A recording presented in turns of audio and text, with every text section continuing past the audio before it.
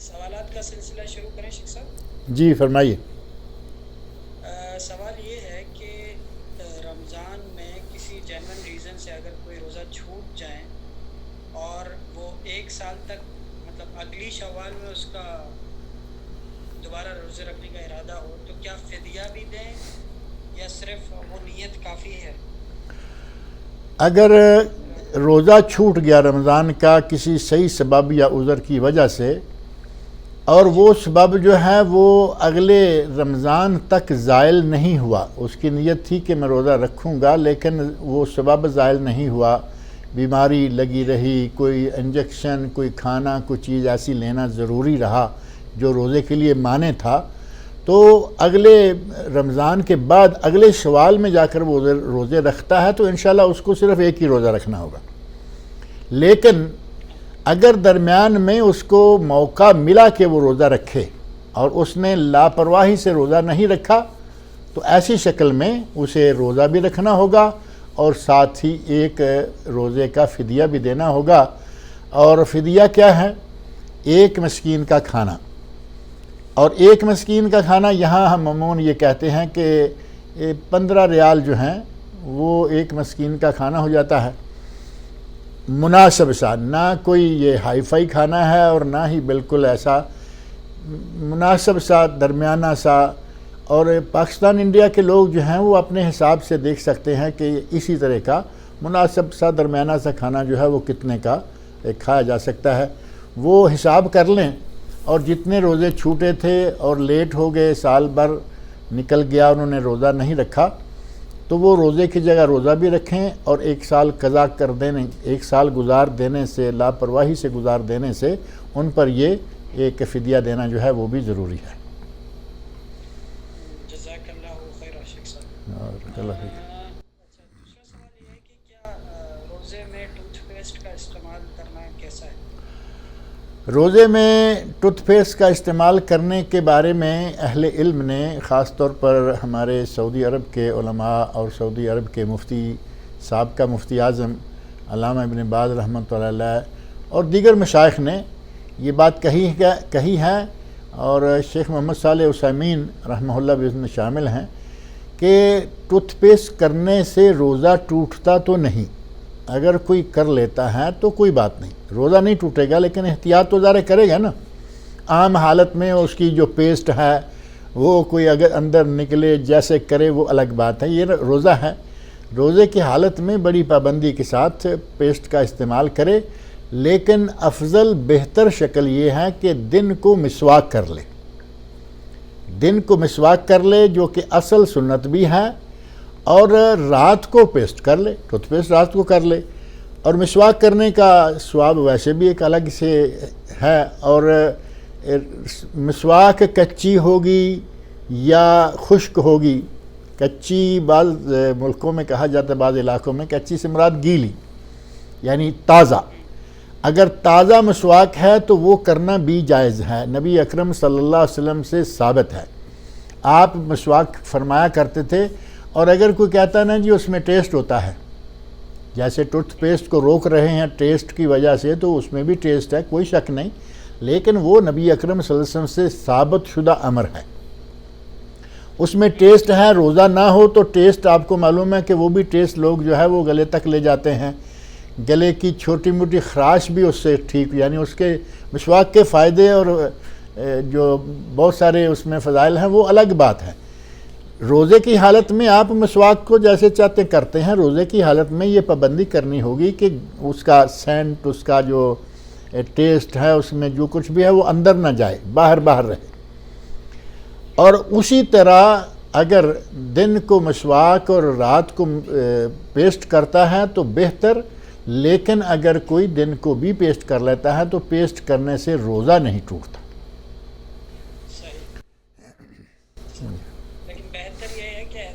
بہتر یہ ہے کہ جیسے میں نے بتایا، احتیاط اسی میں ہے کہ پیسٹ رات کو لے اور مسواک دن کو لے لے. اور مسواک تو ظاہر ہے کہ دونوں طرح کی مل جاتی ہے نا، بلکہ زیادہ خشک ہی ملے گی. تازہ مسواک ملنا تو پہلے بہت آسان تھا، آج کل تو پھر اور بھی مشکل ہو چکا ہے کیونکہ پہلے مسجدوں کے باہر مسواک مل جاتی تھی، ہر جگہ مل جاتی، اب تو خاص دکانوں میں ملے گی، اور وہ بھی جو وہ بڑی اسپیشل پیک کی ہوئی ہوتی ہے، ایک مرتبہ کریں تو اس کے بعد اس کا سینٹ ختم.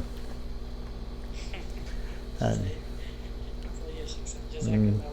بارک اللہ فیک.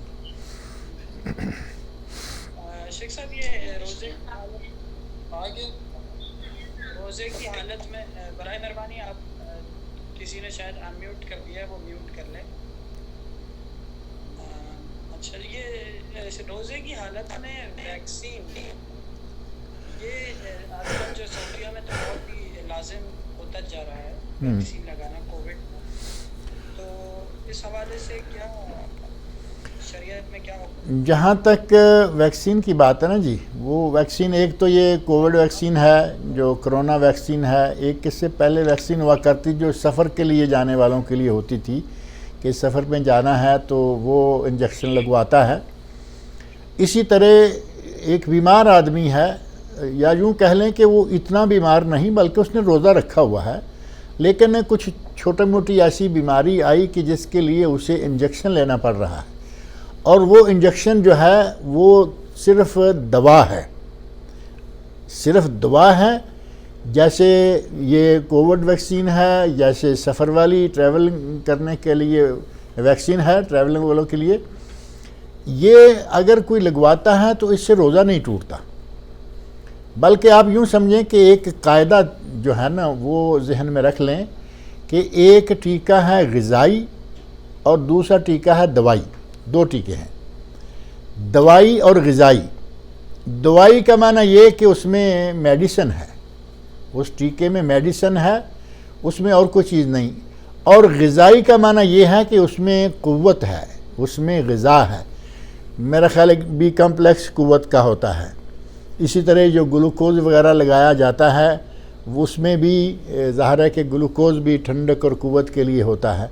اس طرح کے ٹیکے اگر کوئی لگواتا ہے تو یہ غذائی ہیں، یہ غذا کا کام دیں گے، یہ کھانے پینے کے قائم مقام ہو جائیں گے، لہٰذا ایسے ٹیکے لگوانے سے روزہ ٹوٹ جائے گا. لیکن اگر دوائی ہے، ابھی یہ کرونا والا جو ہے یہ بھی دوائی ہے، یہ بھی دوائی ہے، احتیاط ہے کہ بھئی آپ کو آئندہ کچھ اس قسم کا حملہ نہ ہونے پائے. اللہ رب العزت سب کو ویسے بھی محفوظ رکھے. اور اب جہاں جہاں یہ ضروری بھی ہو رہا ہے کہ لگوانا ہی لگوانا ہے، سفر کرنے والے کو لگوانا ہوگا، اور سننے میں آ رہا ہے کہ شاید حج و عمرہ والوں کے لیے بھی یہ ضروری کر دیا جائے یا ہو چکا ہے. تو اس طرح کی جو صورتحال سامنے آ رہی ہے، اس میں روزے دار کو وہ انجیکشن لگوانے میں انشاءاللہ تعالیٰ کوئی حرج نہیں ہے. ویکسین استعمال کرتا ہے، لگواتا ہے تو اس کے روزے پہ کوئی اثر نہیں پڑتا، دن کو کرے رات کو کرے. بلکہ میرا خیال ہے اس کے لیے تو اپائنٹمنٹ لینے میں بھی کچھ چانسز ہیں کہ اگر کوئی رات کو اپائنٹمنٹ لینے کی کوشش کر کے رات کو لے لے تو سارے فکر سے، غم سے نکل جائے گا، پریشانی سے نکل جائے گا کہ میرے روزے پہ اثر ہوا یا نہیں ہوا. لیکن جو بات ہے وہ یہی ہے کہ دوائی کا کوئی بھی ٹیکہ لگانے سے روزہ نہیں ٹوٹتا، اس کا روزہ جو ہے وہ صحیح رہے گا. جزاک اللہ خیر. شیخ صاحب یہ کہ قے کرنے سے، الٹی کرنے سے روزے میں کیا اثر پڑتا ہے؟ قے جو ہے وہ دو طرح سے ہوتی ہے. ایک قے ہے کہ کسی نے کوئی گندی چیز دیکھی یا کوئی ایسی بدبو سونگھی جس کے نتیجہ میں اسے قے آ گئی خود بخود، اس میں کوئی عمل دخل نہیں. یعنی گزر رہا تھا، اتنی کوئی بری بدبو آئی کہ قے آ گئی. گزر رہا تھا، کسی کے سامنے کچھ ایسی چیز آ گئی کہ وہ دیکھ کے قے آ گئی. یہ نارمل چیزوں میں سے ہے. بعض دفعہ ایسا ہوتا ہے کہ کسی کو قے کرتے دیکھ لیں تو ساتھ والوں کو قے آ جاتی. اب اس نے روزہ رکھا ہوا ہے، اس نے قے کی، اس کو دیکھ کر دوسرے کو بھی قے آ گئی. دونوں کے روزے پر کوئی فرق نہیں پڑے گا، دونوں کا روزہ صحیح ہے. یہ ہے جس نے من استقاع، جس نے جان بوجھ کر قے کی. ایک ہے من قاع جس نے قے کر دی، جس سے غیر ارادی طور پر قے ہو گئی. اگر غیر ارادی طور پر قے ہو جاتی ہے تو اس سے روزہ نہیں ٹوٹتا، اس سے روزے پہ کوئی اثر نہیں پڑتا. اپنا منہ صاف کرے، کلی کرے، اس کا روزہ صحیح ہے. اور ظاہر ہے کہ کہنے میں اس کے جو بھی منہ میں آئے گا وہ نکالے گا، پھینکے گا، منہ صاف کرے گا اور کوشش کر کے گلے سے جو بھی چیز ہے باہر نکال دے. اور اگر کوئی جان بوجھ کر کیا کرتا ہے، کچھ لوگ ایسے ہیں نا کہ وہ شام افطاری سے لے کے کھانا شروع کرتے ہیں اور سحری تک کھاتے ہی چلے جاتے، ساری رات ان کی کھانے میں گزر جاتی ہے. روزے کو صحت کا ایک ذریعہ بنایا گیا، قرار دیا گیا، بلکہ بعض روایات بھی ہیں اگرچہ وہ متکلم فی ہیں کہ ان میں ہے کہ روزہ رکھو صحت بناؤ، روزہ رکھو صحت یاب ہو جاؤ. یہ روایت نہ بھی ہو تو روزہ صحت ہے.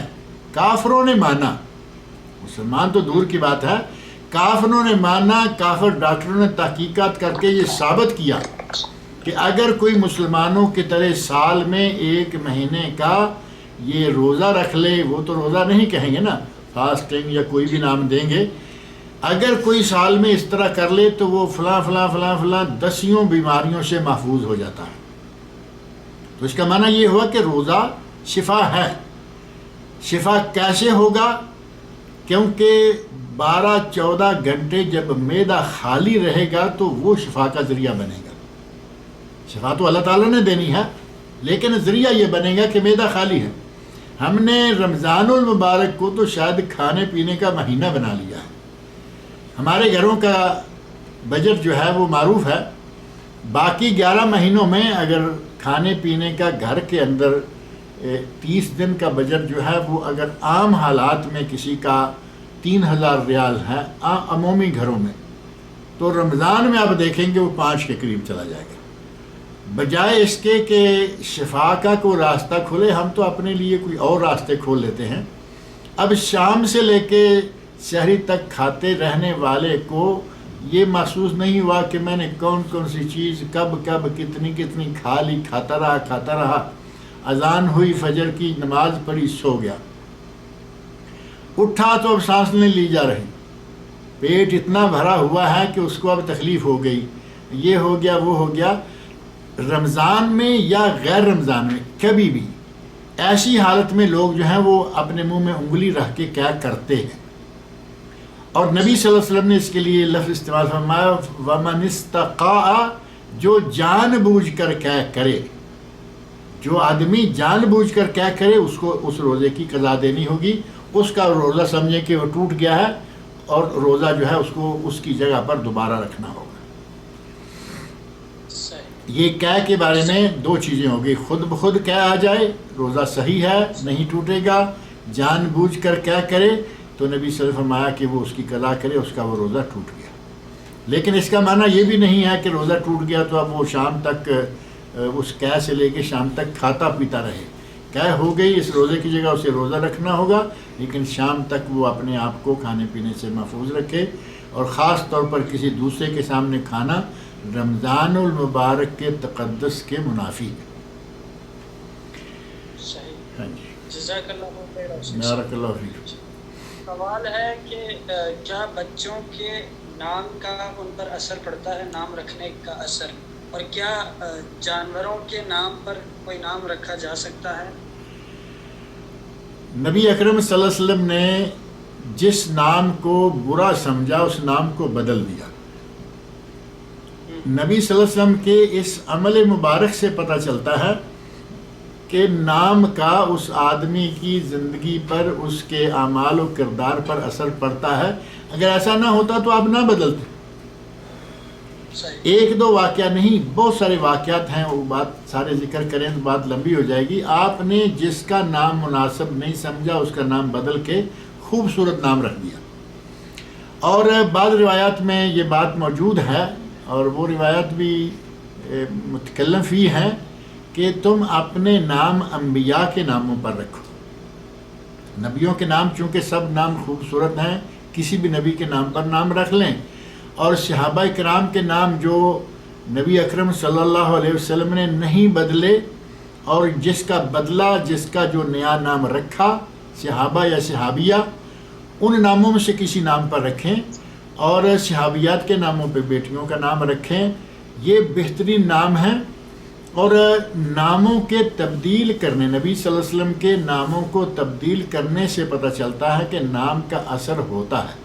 ہمارے یہاں اس بات کی تو پرواہ نہیں کی جاتی کہ نام کا اثر ہوتا ہے یا نہیں، ہمارے یہاں یہ پرواہ کی جا رہی ہے آج کل، کہتے ہیں کہ جی نام بالکل انوکھا ہو، نام بالکل پہلے کہیں سنا نہ دیکھا ہو، ایسا نام ہو کہ بالکل یعنی آج اسی مرتبہ ہم ہی نے اپنے بچے کا یہ نام رکھا۔ بڑی عجیب بات ہے کہ اس تلاش میں ایسے ایسے نام سننے میں ملتے ہیں کہ جس کا عربی میں تلاش کرو لفظ نہیں ملے گا، اردو میں تلاش کرو لفظ نہیں ملے گا، اور فارسی میں تلاش کرو وہ لفظ نہیں ملے گا۔ کہاں سے وہ لفظ آیا؟ پھر کہیں گے جی نیٹ میں نکالا، نیٹ نے فلاں زبان میں اس کا فلاں معنی لکھا۔ اب جو کہتے ہیں کہ زبان یار من ترکی و من ترکی نمی دانم، میرے دوست کی زبان ترکی ہے، مجھے ترکی آتی نہیں۔ اب ہمیں کیا معلوم کہ انہوں نے اپنی زبان میں کیا معنی رکھا ہے، کیا لکھا ہے۔ وہ آج کل نیٹ کو کچھ اتنا اعتماد دے دیا گیا کہ ہر چیز جو ہے وہ نیٹ سے، ہر چیز ہے وہ نیٹ سے، پھر اس کی کوئی تصدیق نہیں، کوئی کہیں سے تائید نہیں، ایسے سنا یا نکالا، دیکھا، رکھ لیا۔ اور ایک رجحان اور ہے، ایک رجحان اور ہے کہ قرآنی نام رکھنا ہے۔ قرآنی نام رکھنے میں کوئی حرج نہیں ہے، بلکہ بڑی اچھی بات ہے۔ کم از کم قرآن میں سے نام تو وہ رکھیں کہ جو نام ہو کسی بھی اعتبار سے۔ ایسے ایسے نام آئیں گے کہ قرآنی نام ہے وہ نام ہوتا ہی نہیں۔ لو جی، قرآنی نام رکھنے کا ایک طریقہ یہ ہے کہ 2 صفحوں کو ایسے کھولا، اس صفحے کے آخر میں اور اس صفحے کے آغاز میں جو 2 لفظ ملتے ہیں یا 3 لفظ ملتے ہیں، ان کو جوڑ کر جو لفظ بنتا ہے وہ ہمارا نام ہوگا۔ یہ نام رکھنے کا طریقہ ہے۔ آپ کے سامنے انبیاء کرام کے خوبصورت نام ہیں، صحابہ صحابیات کے خوبصورت نام ہیں، نبی صلی اللہ علیہ وسلم کی اولاد کے نام ہیں، آپ کی بیٹیوں کے نام ہیں، بیٹوں کے نام ہیں۔ اتنا بڑا مسلمانوں کے پاس ذخیرہ ہے کہ لاکھوں نام، 1-2 نہیں، لاکھوں نام ہیں جو حدیث شریف کے راوی ہیں، صحابہ سے لے کر۔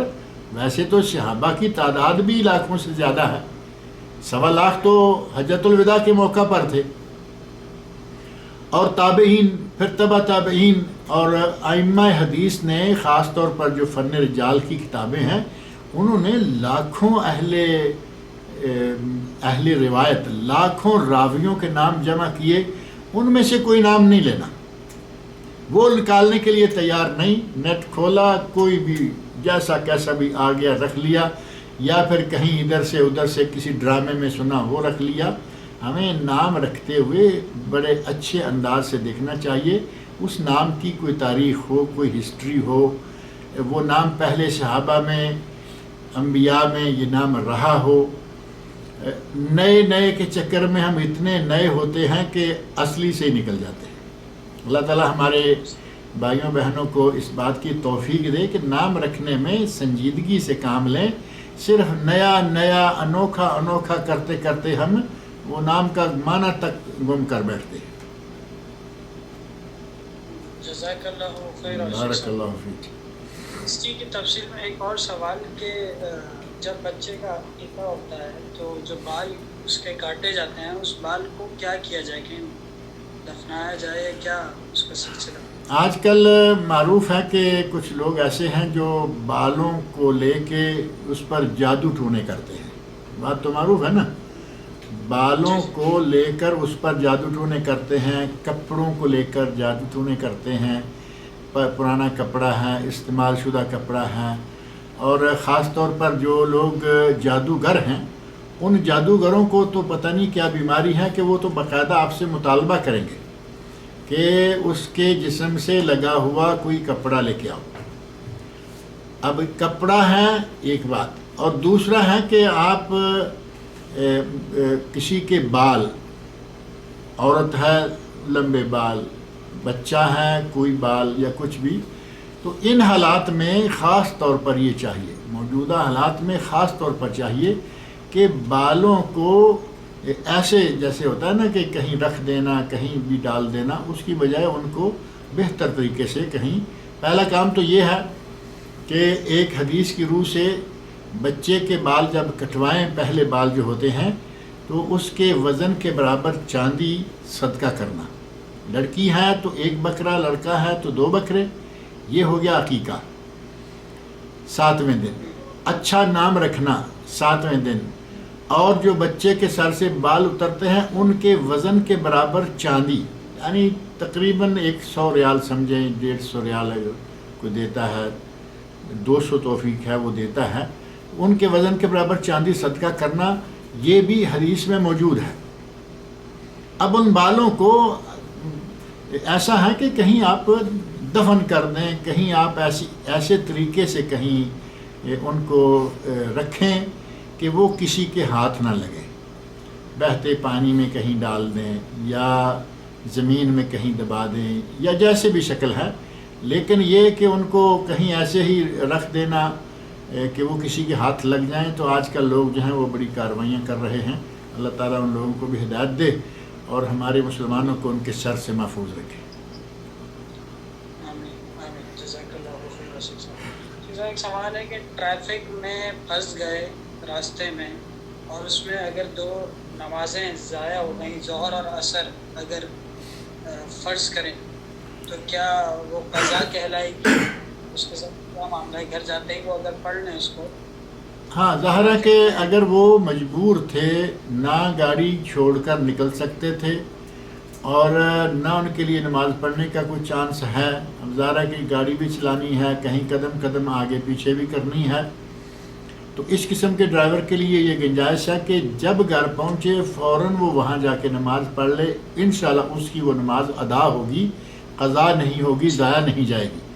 لیکن اگر اب پھنسا ہوا تھا ٹریفک میں، اب ٹریفک سے نکل گیا، جان چھوٹ گئی، قریب میں مسجدیں بھی تھیں، قریب میں گنجائش تھی کہ وہ کہیں پڑھ لیتا، اس کے باوجود نہیں پڑھ رہا کہ میں اب آرام سے جا کے نہا دھو کے یہ کر کے وہ کر کے اچھی طرح ریلیکس ہو کے فریش ہو کے پڑھوں گا، تو وہ زیادتی ہے. جیسے موقع ملے اسی وقت وہ نماز پڑھ لے، انشاءاللہ اس کی وہ نماز جو ہے عذر کی وجہ سے گئی ہے. جیسے نیند ہے، سوئے ہوئے کا بارے میں فرمایا نا پہلے، تو ایک حدیث جو بڑی معروف ہے، رفع القلم عن ثلاث، 3 لوگوں سے قلم جو ہے وہ اٹھایا گیا ہے. ان میں سے بچہ ہے جب تک کہ وہ بالغ نہ ہو جائے، سویا ہوا ہے جب تک کہ وہ بیدار نہ ہو جائے، اور تیسرا ہے مجنون یا پاگل جب تک کہ وہ تندرست نہ ہے. جس کا دماغ کام نہیں کہا وہ کیا کرے گا، کون سا عمل یا نماز یا کچھ بھی وہ کر سکتا ہے. اور اسی طرح نماز والوں کے بارے میں نبی اکرم صلی اللہ علیہ وسلم کا ارشاد موجود ہے کہ جو آدمی سویا ہوا ہے وہ اسی وقت، وہ نماز اسی وقت پڑھے جب بیدار ہو. اب اس کے بعد مزید اس کو کھینچنا وہ ٹھیک نہیں. اور اسی طرح ایک آدمی سویا ہوا ہے وہ اسی وقت نماز پڑھ لے، ایک آدمی بھولا ہوا ہے، بھول گیا کسی وجہ سے کہ میں نے نماز پڑھی یا نہیں پڑھی، جب یاد آ جائے فوراً نماز پڑھے. اب ان دونوں کو دیکھتے ہوئے آپ یہ اندازہ کر سکتے ہیں کہ ایک آدمی کا ٹریفک میں پھنس جانا یہ تو معقول ہے کہ پھنس گیا، ایسے حالات تو آتے رہتے ہیں، لیکن یہ کہ ٹریفک سے نکلنے کے بعد بھی وہ لٹکائے چلا جائے تو وہ صحیح نہیں ہوگا. اگر صحیح وقت پر پہنچتے ہی یا موقع ملتے ہی پڑھ لیتا ہے تو اس کی وہ نماز انشاءاللہ ادا شمار ہوگی، قضا شمار نہیں. صحیح، جزاک اللہ خیر. شیخ صاحب یہ سحری کے بارے میں مختلف رائے ملتی ہے کہ اگر کوئی کھانا کھا رہا ہے اور اذان ہو جائے تو اگر اس کی آدھی روٹی ہوئی ہے یا اس طریقے سے اگر کوئی معاملات ہیں تو وہ کیا کرے؟ اذان ختم ہوتے میں اس کو پورا کرے یا اذان ہوتے ہی اس کو چھوڑ دے؟ اس سلسلہ میں نبی صلی اللہ علیہ وسلم کا ارشاد موجود ہے. آپ ارشاد فرماتے ہیں کہ ایک آدمی سحری کھا رہا تھا، اس کے ہاتھ میں پانی کا پیالہ ہے اور اذان شروع ہو گئی، تو وہ اپنی حاجت پوری کر کے پیالہ نیچے رکھے. اب یہ نہیں کہ اذان شروع ہوئی تو فوراً پیالہ نیچے رکھ دے، بلکہ جتنا اس نے پینا ہے وہ پی لے. اب ایک بات تو یہ ہوئی کہ جتنا پینا ہے پی لے، اگر وہ کچھ کھانا شروع کر چکا ہے تو بقدر ضرورت کھا لے. لیکن اس سے کچھ لوگ اگر یہ مراد لینا شروع کریں نا کہ پیالہ پی کے یا بھوک پیاس مٹا کے پھر پیالہ نیچے رکھنے کی بات ہے، تو اس کا مطلب یہ ہے کہ جتنا کھانا ہے یا جو ہمارے سامنے ڈشیں پڑی ہیں ان سب کو کھانا ہے یا ان سب سے کھانا ہے تھوڑا تھوڑا. اب وہ چسکا لیتا رہے گا تو پھر ظاہر ہے کہ ادھر فجر کی جماعت کھڑی ہو جائے گی. ایسا نہ کرے. آج ابھی اس نے کچھ کھا لیا ہے اور اذان ہو گئی، اب چند لقمے کھا لے اور چھوڑ دے. اب یہ کہ نہیں ابھی میری سویٹ ڈش باقی ہے اور ابھی تو میں نے چائے پینا باقی ہے، ابھی میں نے یہ کرنا نہیں، ایسا نہیں. اتنا ہے کہ تھوڑی سی بقدر حاجت یا جسے کہیں کہ جو اس کے روزہ رکھ لینے کے لیے مناسب سا اس کے پیٹ میں چلا جائے بس. اب پیٹ بھر کے جیسے آدمی اپنی مرضی سے سحری کھاتا ہے وہ نہیں، کچھ کھا لے اور فوری طور پر کوشش کرے کہ اذان ہوتے ہوتے 4 لقمے کھا لے اور رک جائے. یہ زیادہ بہتر ہے، اسی میں زیادہ احتیاط ہے. اب اذان بھی ہو گئی اور یہ ابھی سویٹ ڈش کو ہاتھ ڈال رہا ہے تو ظاہر ہے کہ پھر تو اور لمبا ہوتا چلا جائے گا نا. صحیح.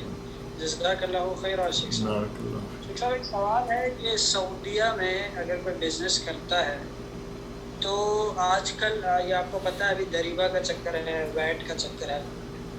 اب ویٹ سے ایک صاحب نے مجھ سے سوال کیا ہے کہ بزنس مین ہے، کہتے ہیں کہ آج سے یہ 2019 سے پہلے تک جو زکوٰۃ کے نام پہ اماؤنٹ آتی تھی وہ سال میں ان کی سیلز پہ، کیونکہ اس وقت ریکارڈ ان کے پاس نہیں ہوتا تھا گورنمنٹ کے پاس کی کسی بھی قسم کا. ابھی سارا انہوں نے الیکٹرانک کر دیا ہے، سب کچھ سسٹم میں ڈال دیا ہے، انوائسز وغیرہ. تو اس سے پہلے جو ان کی زکوٰۃ آتی تھی وہ مہینے میں 1000 سے کم ہوتی تھی. مہینے میں سال میں ایک سال میں بھی 1000 سے کم، 900 950 اس طرح ہوتی تھی سال میں. تو وہ اس کو جو ہے بالکل نظر انداز کرتے تھے. وہ شیخ صاحب یہ جو 2019 سے پہلے تک کی بات ہے جب انوائسز وغیرہ سسٹم میں نہیں آتی تھی جی، تو سالانہ طور پہ جو حکومت کو زکوٰۃ دینی ہوتی تھی ہمیں بزنس والوں کو، وہ قریب سالانہ 900 950 ریال ہوتی تھی، 1000 سے کم ہوتی تھی. تو وہ اس کو اپنے زکوٰۃ میں کبھی گنتی میں نہیں رکھتے تھے. وہ دینا تو ہوتا تھا ان کو لیکن اس کو حساب نہیں رکھتے تھے. لیکن 2019 کے بعد سے ان کی سالانہ زکوٰۃ قریب 12-13 ہزار ریال پڑ رہی ہے جو ان کو دینی ہوتی ہے. تو یہ اماؤنٹ کیا ان کی زکوٰۃ کا حصہ بن جائے گی؟ کیونکہ گورنمنٹ کس پہ لیتی ہے، وہ یا پرچیز پہ لیتی ہے، سیونگز پہ تو نہیں لے رہی. جی شیخ صاحب. جہاں تک تعلق ہے نا، تھوڑی سی بات میری سمجھ میں آئی ہے، کچھ درمیان میں پھر بھی کٹی ہے. جہاں تک تعلق ہے کہ 19 سے پہلے 2019 سے پہلے جو زکوٰۃ تھی وہ 900 950 کہہ رہے ہیں، 1000 کے قریب ہو گئی نا. اب اگر سالانہ 12-13 ہزار آ رہی ہے تو پھر تمہیں فرق تو نہیں ہوا نا، وہ تو وہی 12-13 ہزار رہا. اگر سالانہ 12-13 آ رہی ہے اور پہلے ماہانہ 900 950 تھی، یا میرا خیال ہے پہلے سالانہ ہی 900 تھی اور اب 12-13 ہزار آ رہی ہے، تو اب فرق کا وہ اگنور کرتے رہے کہ اس کو زکوٰۃ نہیں سمجھتے رہے اور اپنی نئے سرے سے الگ سے زکوٰۃ نکالتے رہے. اب اگر یہاں جو موجودہ صورتحال میں گورنمنٹ کی طرف سے زکوٰۃ کے نام سے جو پیسہ لیا جاتا ہے، اور میرا خیال ہے کہ وہ سرکاری طور پر باقاعدہ اس کا سسٹم ہے کہ وہ آپ کو دینی ہی دینی ہے، تو وہ اس جگہ اس کاروبار میں سے جو زکوٰۃ آپ کی بن رہی ہے وہ تو یقیناً زکوٰۃ کے نام سے لی جا رہی ہے اور زکوٰۃ ہی کے کھاتوں میں وہ استعمال ہوگی. حکومت کے جو اسلامک افیئرز کے کھاتے ہیں وہ تو زکوٰۃ سمجھی جا سکتی ہے. اب رہا مسئلہ یہ کہ اب ایک آمدنی کوئی آپ کی اور بھی ہے، کچھ اور بھی ہے، تو وہ ظاہر ہے کہ اس کی زکوٰۃ جو ہے وہ آپ خود نکالیں گے. مثال کے طور پر ایک ہے کیش جو آپ کو اس بزنس سے آ رہا تھا، اس سے زکوٰۃ گورنمنٹ نے لے لی اور سعودی گورنمنٹ کہہ رہی ہے کہ ہم یہ زکوٰۃ لیتے ہیں، اور ظاہر ہے کہ سعودی گورنمنٹ اسلامی حکومت ہے اور برائے نام اسلامی نہیں بلکہ اسلامی ہے. اور ان کو مصارف زکوٰۃ کا بھی پتہ ہے کہ زکوٰۃ کہاں کہاں صرف کی جا سکتی ہے، اور وہ یہاں الحمدللہ آپ بھی ہم بھی دیکھتے ہیں کہ اسلام کے نام پر یہاں بہت سارا کام ہوتا ہے. تو اگر وہ اس میں استعمال ہو رہی ہے تو وہ آپ اپنی زکوٰۃ اس کام کی زکوٰۃ سمجھ سکتے ہیں. اب رہا مسئلہ یہ کسی اور جگہ سے یا کسی اور طریقے سے جو اس زکوٰۃ والے کھاتے میں شامل نہیں، وہاں سے بھی آپ کی آمدنی ہے، اور آپ کے گھر میں بیوی کے پاس، والدہ کے پاس، بچیوں کے پاس، اگر بچے تو نہیں، بچیوں کے پاس اگر کچھ جیولری ہے، زیورات ہیں، تو ان کی آپ کو زکوٰۃ نکالنا ہوگی. زیورات کی زکوٰۃ جو آپ کے ساتھ والدہ ہے، آپ کے ساتھ بیوی ہے، آپ کے ساتھ بچیاں ہیں، آپ کے ساتھ بہنیں ہیں، جو لوگ گھر میں موجود ہیں، ان سب کی زکوٰۃ جو سونے کی ہے وہ آپ کو الگ سے نکالنی ہے. اور اس کاروبار جس سے گورنمنٹ نے زکوٰۃ نکالی ہے، اس کے علاوہ اگر کوئی دوسرا ایسا ہے جس سے زکوٰۃ گورنمنٹ نہیں نکال رہی یا گورنمنٹ کے کھاتے میں وہ نہیں آ رہا، آپ جانتے ہیں کہ ہے نہیں ہے، اگر کچھ ایسا ہے تو اس کی بھی زکوٰۃ دینا ہوگی. اور یہاں ایک بات میں تھوڑی سی اور وضاحت کر دوں، وضاحت نہیں بلکہ یہ تو تنبیہ ہے کہ ہمارے سننے میں بہت ساری باتیں آتی رہتی ہیں کہ جی ہمارے پاس سونا ہے ہماری والدہ کا 7 تولے، ہماری بیوی کا 7 تولے، ہماری فلاں بیٹی کا 7 تولے، فلاں کا 7، ہمارے پاس تو زکوٰۃ والا سونا ہے ہی نہیں.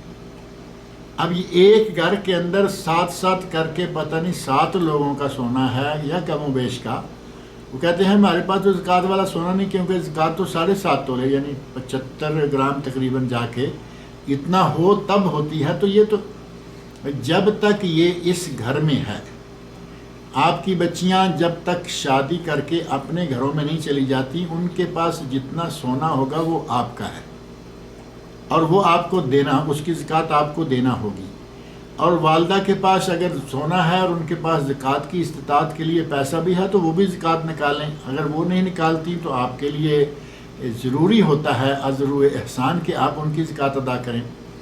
بیوی کے پاس سونا ہے، بیوی اگر زکوٰۃ نکال سکتی ہے، ارننگ پرسن ہے، اس کے پاس اپنی کمائی ہے، ٹیچر ہے، فلاں ہے، ڈاکٹر ہے، وہ اپنے سونے کی زکوٰۃ خود نکالے.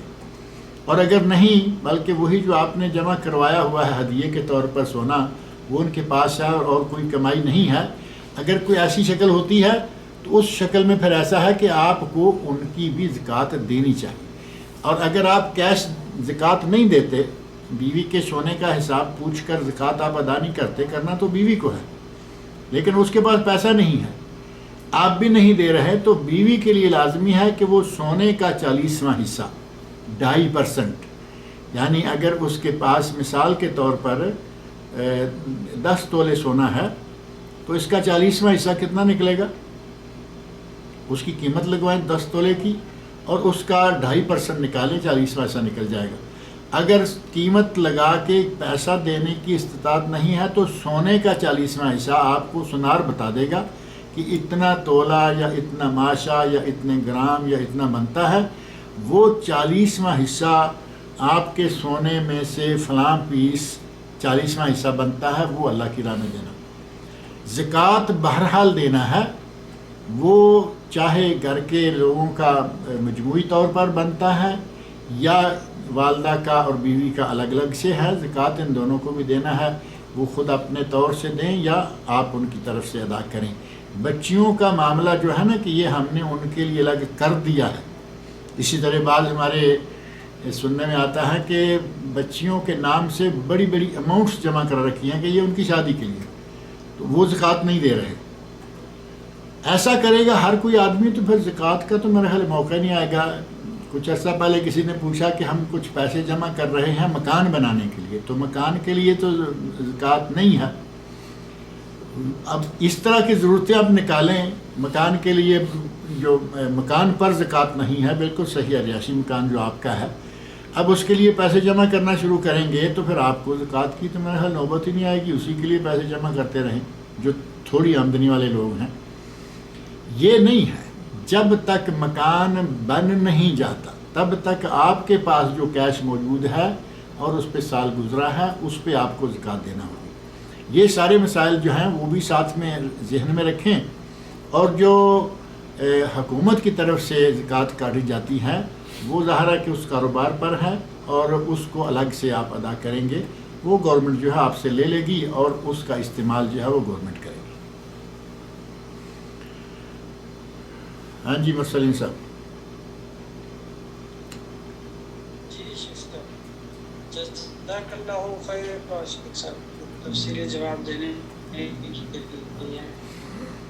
آپ کا شاید موبائل کام نہیں کر رہا, کیا آپ دوبارہ اپنے لیپ ٹاپ پر آ جائیں, کیونکہ آپ کی آواز بہت کٹ کٹ کے آتی ہے. میرا خیال ہے کہ آپ اپنے لیپ ٹاپ پہ آ جائیں. اگر وہ بند ہوا تھا تو کھل گیا ہوگا, اب تو بیٹری آ گئی ہوگی.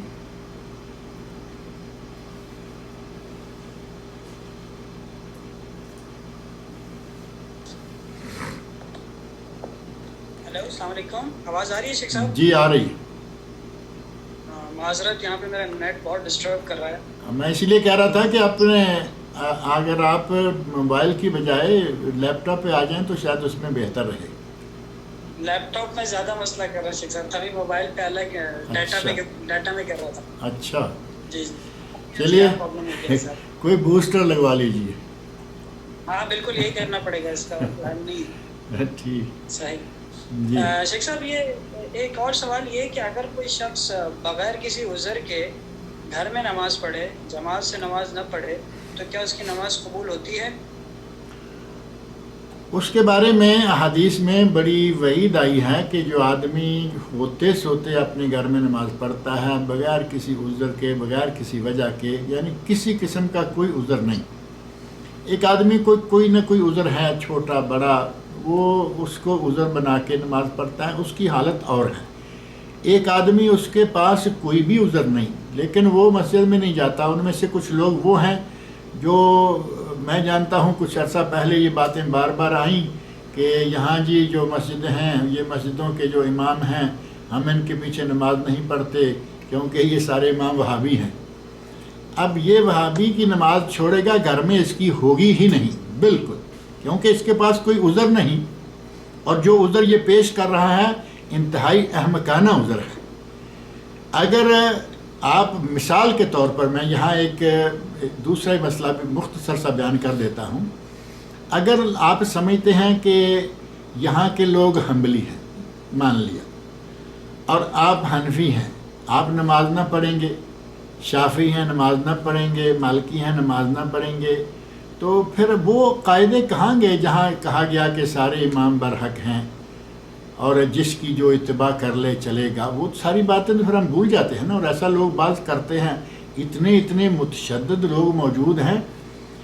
تراویح پڑھ لی امام کے ساتھ, 8 والی مسجد میں 8 پڑھ لیں, کہیں 20 والی ہے 20 پڑھ لیں, اور جب وطر کا وقت آیا تو وہاں سے کھسک گئے, باہر جا کے الگ وطر پڑھے. کیوں جی؟ یہ وہابیوں والے طریقے سے پڑھتے ہیں, ہمارا اس طرح وطر نہیں. پھر وطر اس طریقے سے پڑھیں گے جو طریقہ کسی بھی صحیح حدیث سے ثابت نہیں ہے, بلکہ نبی صلی اللہ علیہ وسلم کے ارشاد کے سراسر منافی اور خلاف ہے. جس ارشاد میں نبی صلی اللہ علیہ وسلم نے فرمایا کہ وطر کو مغرب کی نماز کے مشابہ نہ کرو, درمیان میں 2 رکعتیں پڑھ کے اگر درمیان میں اتحیات بیٹھ کے پھر تیسری کے لیے اٹھے تو مغرب پہ مشابہ ہو جائے گا.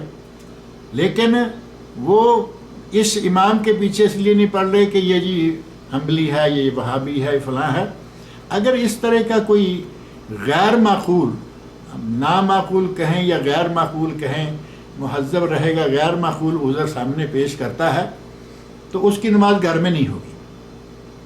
اگر کسی کو گھٹنوں میں تکلیف ہے, کسی کو کوئی اور تکلیف ہے, اس کی وجہ سے وہ نہیں جاتا, بات الگ ہے. واقعی مریض ہے, بات الگ ہے. اور اگر پھر بھی کوئی آدمی نماز گھر میں پڑھتا ہے تو زیادہ سے زیادہ یہ کیا جا سکتا ہے یا کہا جا سکتا ہے کہ اس کا فرض ٹل جائے گا, لیکن اسے نماز کا ثواب اور نماز کے فضائل, نماز کی برکات میں سے کچھ حاصل نہیں ہوگا.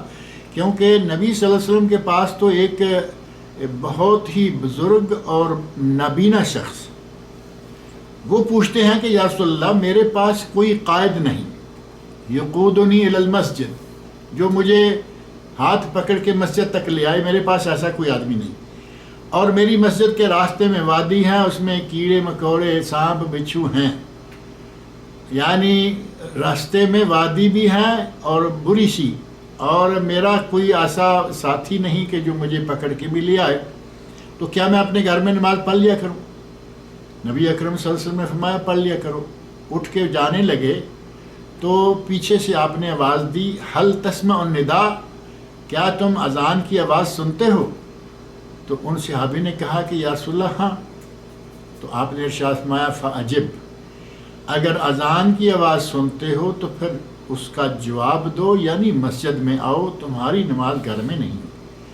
اب اس حدیث کی روح سے پتہ چلتا ہے کہ مسجد ہے، قریب ہے، عذر کوئی نہیں۔ ان آدمی کے پاس دیکھیں کتنا بڑا عذر بھی ہے، لیکن اذان سنتے ہو، چل سکتے ہو، آؤ۔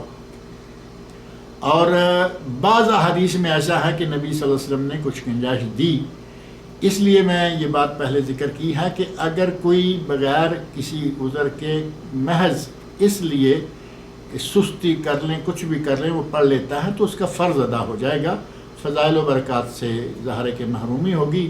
اور اگر کوئی غیر معقول عذر بنا کے پیش کرتا ہے، جو میں نے پہلے ذکر کیا، اس قسم کے غیر معقول عذر کے نتیجہ میں گھر میں نمازیں پڑھتا ہے تو اس کی گھر میں نماز نہیں ہوگی۔ کہتا ہے ان کے پیچھے ہماری نہیں ہوتی، تو گھر میں جو پڑھ رہا ہے وہ کون سی لکھوا کے آیا ہے کہ یہ ہو جائے گی؟ اس طرح کے عذر پیش کرنے والے کی پھر گھر میں بھی نہیں ہوگی۔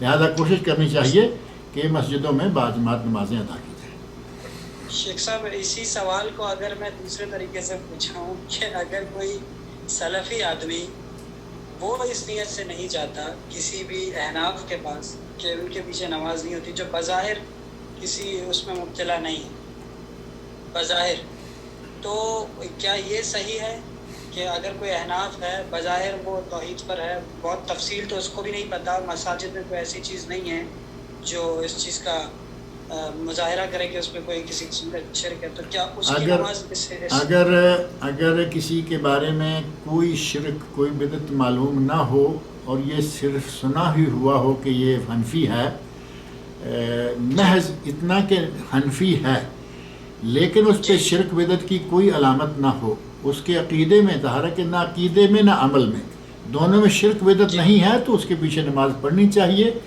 محض حنفی کہلوا لینا تو کوئی اتنا بڑا عیب نہیں ہے نا۔ حنفی تو ہمارے ایک ساتھی ہیں، وہ دیوبند میں پیدا ہوئے اور سلفی ہیں، دیوبند میں پیدا ہوئے، کہتے ہیں کہ میں تو اصلی دیوبندی ہوں۔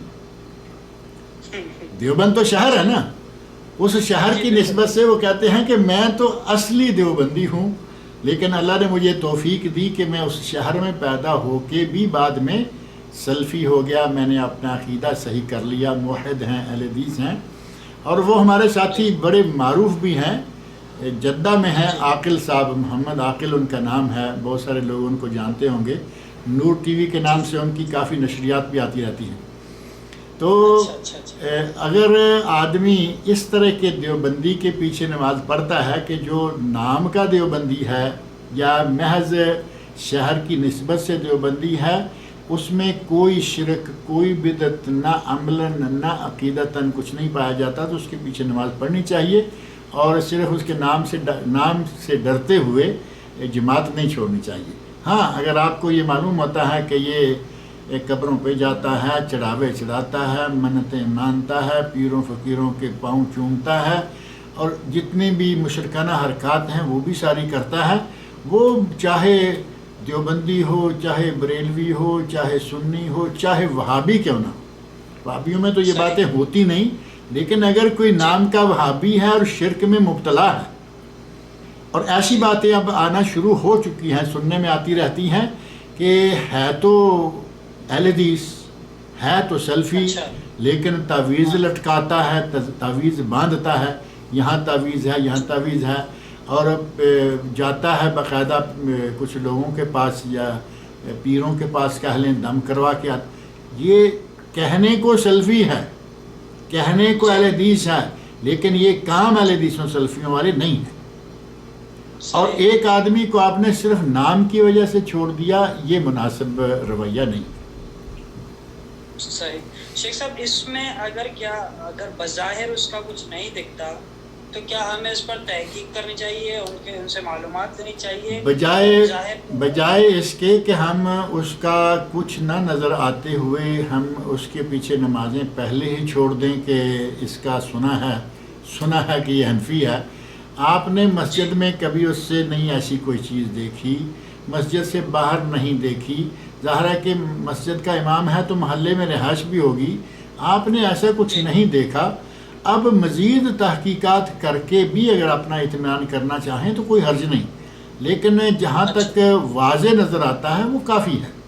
مسجد میں کچھ نہیں کرتا، گھر میں کچھ نہیں کرتا، محلے میں رہتا ہے، عام مسلمانوں کی طرح، صحیح العقیدہ لوگوں کی طرح اس کا اٹھنا بیٹھنا چلنا پھرنا سارا ایسا ہی ہے. تو اب اس کی تحقیقات کر کے آپ کیا نکالیں گے؟ کبھی کبھی کچھ معاملات ایسے ہوتے ہیں کہ ان میں زیادہ گہرائی میں جانا پھر اپنے لیے مشقت کا باعث بن جاتا ہے، کیونکہ گہرائی میں جائیں گے تو پھر آپ کو بہت ساری چیزیں ایسی ملیں گی کہ آپ کے لیے مشکل ہو جائے گی. یہی میرا نقطہ ہے. ہاں، اس لیے زیادہ گہرائی میں نہ چلے جائیں. کم از کم جو ہمیں نظر آ رہا ہے اس میں آدمی ٹھیک ہے. اور اب یہ کہنا کہ نہیں جو وہ تو پتہ چلا ہے کہ اپنے گھر کے اندر بیٹھ کر یہ کچھ ایسا کرتا ہے. اب اندر جھانکنا اور اندر اس طرح جانا تو ایک واقعہ حضرت عمر فاروق رضی اللہ عنہ کے بارے میں معروف ہے کہ وہ جا رہے تھے، کہیں سے اندر سے آوازیں آئیں تو پتہ کروایا کسی نے، ظاہر ہے کہ کسی بھی طریقے سے معلوم کر لیا کہ اندر ایسا ہے. تو وہاں سزا نافذ ہوتی تھی، لیکن کہا نہیں، ہم نے غلطی کی ہے، ہمیں اس طرح کا جاسوسی کا سلسلہ نہیں اختیار کرنا چاہیے تھا. تو جاسوسی کر کے آپ اس کو کیا نکالنا چاہتے ہیں؟ ظاہر سب ٹھیک ہے الحمدللہ، اور آپ کے محلے کا رہائشی ہے، اس سے کوئی ایسی چیز نظر نہیں آتی، اسی پہ کفایت کریں اور زیادہ باریکیوں میں نہ جائیں. اندر جائیں گے تو بڑے بڑے کلگی والے بھی سامنے آ جائیں گے کہ اندر کیا ہوتا ہے. تو وہی اسی سوال کو آگے بڑھایا ہے ایک بھائی نے. وہ کہتے ہیں کہ لیکن وہ تو سنت کے مطابق عین مطابق نماز نہیں پڑھاتے، رفع الیدین مسنگ ہے یا اجتماعی دعا ہو جاتی ہے نماز کے بعد، اس طریقے کے معاملات ہیں. اجتماعی دعا جہاں تک معاملہ ہے نا جی، اجتماعی دعا کا وہ اہل حدیث علماء بھی کر رہے ہیں، سلفی حضرات بھی. آپ کے علاقے میں شاید آپ کی مسجد الرحمان میں ایسا نہیں ہوگا اور نہیں ہونا چاہیے تھا. مسجد الرحمان ہو اور اس میں خلاف سنت باتیں، اور اس کو اجتماعی دعا کو بدعت قرار دینا بھی صحیح نہیں، کھلا بدعت قرار، کیونکہ بعض مواقع پر نبی صلی اللہ علیہ وسلم نے اجتماع دعا کی ہے. جمعے کے خطبے کے دوران دعا کر دی، اور کسی نے کہا کہ کچھ ایسا ہے دعا کر دی. اس کبھی اجتماعی دعا کرنے کی موجودگی میں بالکل ہی اس معاملے کو بدعت قرار دے دینا. ہمارے بہت سارے بڑے سلفی علماء گزرے ہیں، انہوں نے کہا کہ اس کو بدعت نہ کہو. بدعت کی بجائے یہ ہے کہ احتیاطاً اس کو یہ آپ کہہ سکتے ہیں کہ اس کو چھوڑ دینا، اس کو ترک کرنا اولا ہے. اور اگر کوئی سختی کے ساتھ پابندی نہ کرے، کبھی چھوڑے، کبھی کر دی کبھی نہ کی، اس طرح کا رویہ اختیار کرتا ہے تو پھر وہ بدعت کہنا مناسب ہی نہیں لگتا. تو ٹھیک ہے شیخ صاحب، بس وہی اس پہ یہی سوال کر رہے تھے بھائی ہمارے کہ آپ اس میں آمین بالجہر نہیں ہے، رفع الیدین نہیں ہے، تو کیا پڑھ لیں ان کے پیچھے؟ اگر تو سنیں، اگر تو صرف معاملہ ہے آمین بالجہر تک اور رفع الیدین تک تو پھر پڑھ لیا کریں. مسئلہ ہے عقیدے کی گندگی نہ ہو اور شرک و بدعت عملاً نہ ہو. پھر اگر نہیں ہے تو پھر صرف رفع الیدین اور آمین کے معاملے میں آ کے صرف اتنا ہی ہے تو کر لیں، پھر نماز پڑھ لیں، کوئی حرج نہیں انشاءاللہ. حتیٰ کہ امام ابن سیرین رحمۃ اللہ علیہ جو بڑے معروف معبر بھی ہیں، تعبیر والے، اور وہ تابعین میں سے بھی ہیں، انہوں نے تو یہاں تک کہا ہے کہ مشرک نہ ہو، بدعتی ہو تو اس کے پیچھے بھی نماز پڑھ لو. بدعتی اس کے پیچھے نماز پڑھ لو، صلی و علیہ بدعتہ. اور ان کا یہ قول جو ہے، یہ جہاں تک میرے ذہن میں ہے امام بخاری رحمۃ اللہ علیہ نے نقل کیا ہے، صلی و علیہ بدعتہ. اس کی بدعتی ہے تو نماز پڑھ لو، اس کی بدعت اس پر ہے. اب کوئی کہے گا کہ مشرک ہے تو اس بھی پڑھ لو، اس کا شرک. مشرک کی تو اپنی نماز نہیں ہوتی تو آپ کی کیا ہوگی؟ یہ بہت فرق ہے. صحیح ہے، جزاک اللہ خیر. ایک مہمان آئے ہیں، آپ سے بات کرنا چاہ رہے ہیں ہمارے ساتھ. یہ خطال نور الحسن صاحب ہیں جی، یہ آپ سے بات چاہتے ہیں. السلام علیکم شیخ صاحب. وعلیکم السلام ورحمۃ اللہ وبرکاتہ. آپ کی خیریت سے ہیں آپ؟ اللہ تعالیٰ کا احسان ہے، الحمدللہ. آپ سنائیے. الحمدللہ. خطال بھائی صلاح الدین صاحب کی طبیعت انشاءاللہ ٹھیک ہوگی. اللہ تعالیٰ ان کو شفاء کاملہ عاجلہ عطا فرمائے. ہمارے بڑے پرانے ملنے والے دوست احباب میں سے ہیں. آمین آمین. یہ سوال جو ابھی آپ بات کر رہے تھے، اسی سوال کے متعلق ان کو ادھر آگے بڑھانا چاہتا ہوں. میرا خیال ہے کہ اگر اسی کو ہی آگے بڑھانا ہے تو معذرت کے ساتھ اس کو چھوڑ دیں، کیونکہ اس طرح کے سوالوں کو اتنا آگے بڑھانا ذاتی مجلسوں میں اچھا لگتا ہے. یہاں کوئی مناظرے کی مجلس نہیں ہے اور اتنا رد و قدا مناسب نہیں. یہ بات کافی تفصیلی ہو گئی ہے. دو ہی باتیں اگر آپ اس میں سے اپنے سامنے دوبارہ رکھ لیں تو آپ کو آگے بڑھانے کی ضرورت نہیں پڑے گی. اگر کسی میں ظاہراً اور عقیدتاً شرک نہیں ہے، اس کے پیچھے نماز پڑھ لیں، نام کے پیچھے نہ جائیں. میں نے کتنی تفصیل بیان کی ہے کہ نام کے اہل حدیث تعویذ باندھے ہوئے ہیں، نام کے اہل حدیث پیروں کے پاس جاتے ہیں. نام کو کیا کریں گے؟ نام کی نہیں، کام کی ضرورت ہے. اگر کام صحیح ہے کام چلائیں. ایک دوسرا سوال بھی تھا میرا. ہاں دوسرا کیجئے، اس کو نہ آگے بڑھائیے. زکوٰۃ کے متعلق کا سوال. جی. کسی کا جو ہے کوئی ذرائع آمدنی نہیں ہے، ایک ان کی دکان ہے ملکیت، اور کرایہ اس کا صرف کرایہ آتا ہے، اور ان کا گھر بار بھی اسی کرائے کی مد میں چلتا ہے، تو کیا ان پہ زکوٰۃ ہے؟ دیکھیں خطال بھائی، اگر اس کی دکان سے جو کرایہ آتا ہے وہ کرایہ اس کا سال بھر میں خرچ ہو جاتا ہے تو اس پہ کوئی زکوٰۃ نہیں. پہلی بات یہ ذہن میں رکھیں کہ زکوٰۃ کب ہوگی اور کس پر ہوگی.